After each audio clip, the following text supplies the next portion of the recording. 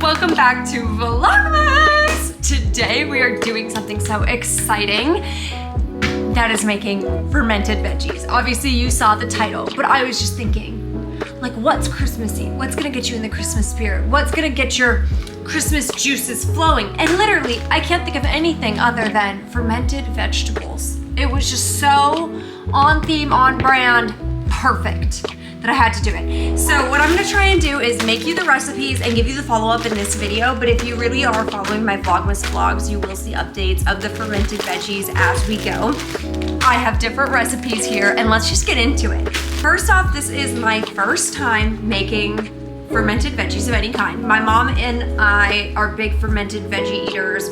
We're buying the sauerkraut, we're buying the probiotics from the store, you know, all that stuff.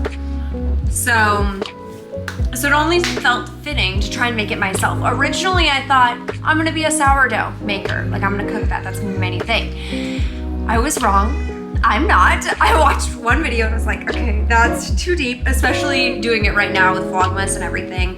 It felt like it wouldn't be the time, but what did seem doable was fermented veggies. After I watched some videos, this actually seemed way less, like, intimidating than I thought it was going to be. Like, it's not as hard as kombucha. Even the kombucha, I was like, okay, this might be the start of something.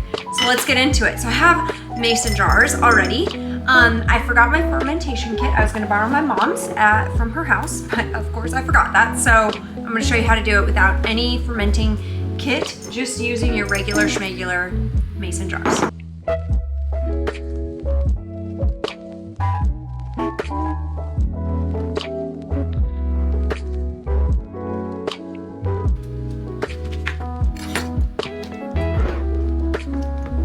Now, to 3 cups of cranberries, it says 1 cup of orange juice, so I don't believe this is actually 3 cups, so I'm just kind of going to do a ratio of half of an orange to this many cranberries.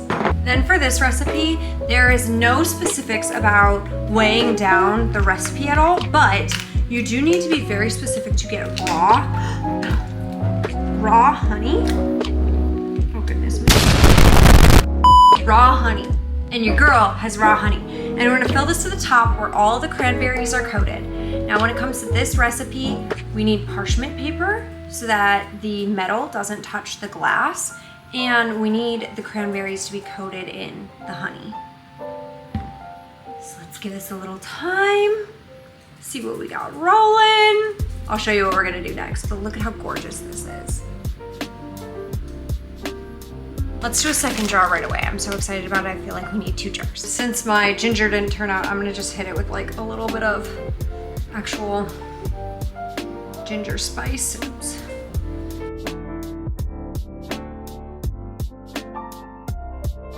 This one hasn't spilled over, but the cranberries are definitely rising because of the expansion and whatever. Anyway, it said they need to be fully coated, so you should give them a shake. I'm gonna try shaking it and see if that will help the cranberries like drop down. I don't know. This other one, I just put a clip. It's literally exploding. I filled it way too full. That's definitely why in the pictures, like, they only have it filled to here, which I thought was dumb. So I filled it more. Wrong choice. So they said the metal, like these metal pan lids, can react with the fermentation process. I'm gonna put a layer of parchment paper in between. I'm still gonna metal cap it, and then we're gonna give it a shake. So one moment.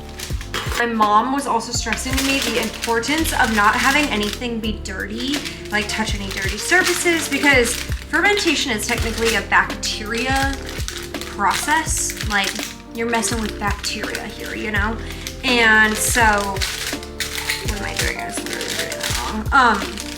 So you don't want to play games when it comes to that and adding additional things or anything of the sorts.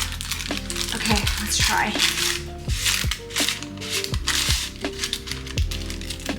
Okay, this is kind of cutting off my view. I'm gonna flip it up a little. Okay. Now, because of the orange juice, that's really gonna help us be able to see doing. I'm gonna put it upside down for a little while and see if we can get any magic rolling and then start dealing with. Okay, we'll come back to those. Moving on to our next recipe. we have fermented cherry tomatoes. Again, I'll try to link the recipe. I feel like a tomato is just an easy to eat. It's a prep time 10 minutes, very, very easy. So we're gonna do our best. Hopefully we got all of the ingredients that we need and we can pump these out real quick. All right, we're gonna have to make some minor adjustments to this recipe, but it's not gonna be a big deal.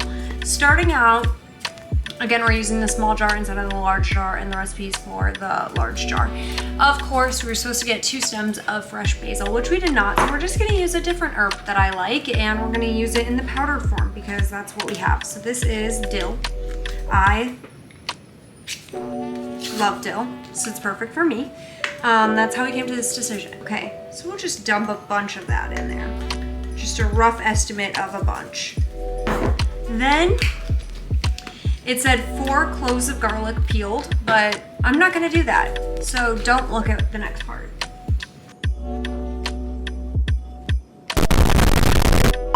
Continuing on, it says 1/4 teaspoon of black peppercorns. This was like a mix. I thought that was interesting, so I got the mix, as you can see. And also 1/4 teaspoon of mustard and coriander, which apparently the coriander didn't come home with us either, and I don't even know what it is, so, or what's similar to it. So we're going without. And it's just gonna be the same. It's not even gonna make a difference. Then we're gonna fill this bad boy, not even close to the top, with our cherries. Jar not even close to the top with the little tomatoes. Now we need to make a little brine. So I'm gonna get a big mason jar filled with hot water, and then we're gonna mix in, this says 3 tablespoons of sea salt. Do not use iodized table salt. So if you don't know what that means, like Himalayan salt, real salt, then there's also fake salt. So don't use the fake one. It's gonna say real salt, but when you look on the back, if it says iodized salt, wrong, it's not real. Now, just pour it over until it goes to the top, and the tomatoes are gonna float, but I have a hack. Take a Ziploc bag, put water into it. Okay, let me zoom in on this so you can see. Sure, good enough for me. And then, open this up. Minor amount of spillage, no big deal. I think I'm gonna lidless this, just not a very tight seal by any means. I think I gotta use the lid. Cover the jar with a towel. Put in a cool and dark corner to ferment for 6 to 8 days. Sounds good, let's do it. The next thing we're making is fermented salsa. Obviously, basically, this seems like any salsa recipe you want with some lime juice and some salt. And then you leave it with a loose lid on the counter for 2 days, literally 24 to 48 hours. And you're gonna have fermented salsa. That is insanity. So I guess use your favorite salsa recipe, but I'll show you what I'm making, just in case if you wanna like use this one that I'm copying from somebody else. So I just have this little tiny jar, so this isn't gonna be a whole lot. And to be noted, if you're using my really good Ziploc bag fermentation weight method, you could use any like reused glass jar as well. It doesn't have to be these actual mason jars.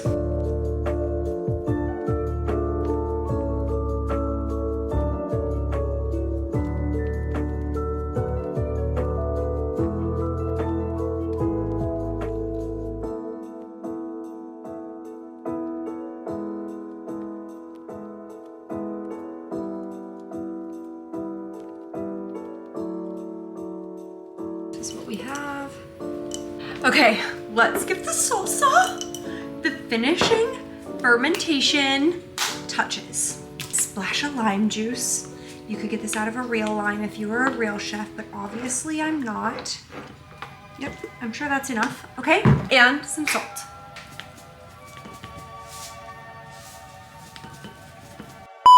I think that's plenty. Okay, let's just double check. Chop the vegetables, add to the bowl, squeeze in lemon lime juice, add some salt.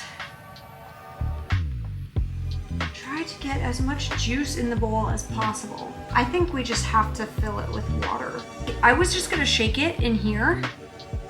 Now I'm starting to think I should put it in a bowl and mix it up. And then put it back in there. I was going for like pico de gallo. Okay, now we're gonna make one of our good lids, our little weighted lids. And then it says, loose lid, you want some of the gases to be able to escape. This one, we're gonna leave on the counter right over here for 2 days. The tomatoes are gonna go in a dark place for like a week. And the cranberries, oh, did I flip these some more? They're looking pretty good. We'll flip them again. These have to get flipped every so many days. They're honestly very intensive. So we'll have to recap back again about these. It's time! We need to check on our fermented foods. So we are, okay, I'm not gonna lie. Don't tell anybody, but we're 3 days into fermenting. The recipe said 2. 2 days for this salsa, but there's a little bit of bubbling action.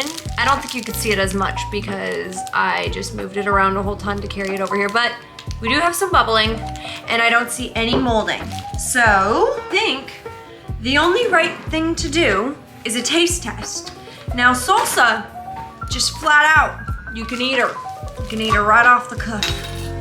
You know, you don't need to refrigerate it or anything. I don't know how to show you this angle and show you that there's just no mold, but, oh, no, ooh. Wait, we've got some action here. You turn it around. You see this right here? Can you see that? I mean, I'm not gonna lie, it smells delicious. But like, is the mold a red flag? I feel like I watched some other people and they kind of like pulled, they were calling it yeast cultures off the top like this. And I'm gonna be honest with you, I don't understand the difference between mold and yeast cultures at all. I think it's all mold. Other than that, do we give her a shake and try it? Shake it on up, just in case, I don't know. I just feel like we need to shake it mildly. Ooh, the bubblage. The bubblage after the shake makes me feel like that was the wrong choice. It's fine, it's fine. But it smells so good. Like, that's what's tempting me right now. Okay, let's try it, let's try it. Chip did nothing for me. Let's just go in.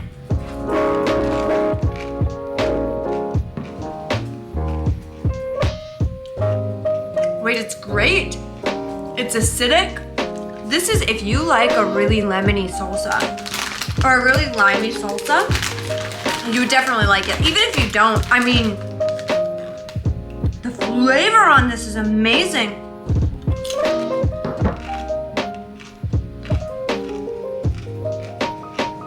Genius, genius. And if you're like me and you are not a holder backer when it comes to salsa, like right now, I would eat this entire container, but I know because of the prebiotics, probiotics, like it's no bueno, I should not be eating it. Then you can mix it in with a regular salsa, so you have the right ratio and know how much you could eat like a day. We have really minor like bubblage up at the top.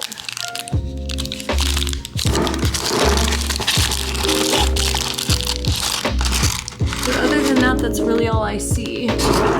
I'm still gonna tighten them for a couple days and flip them over.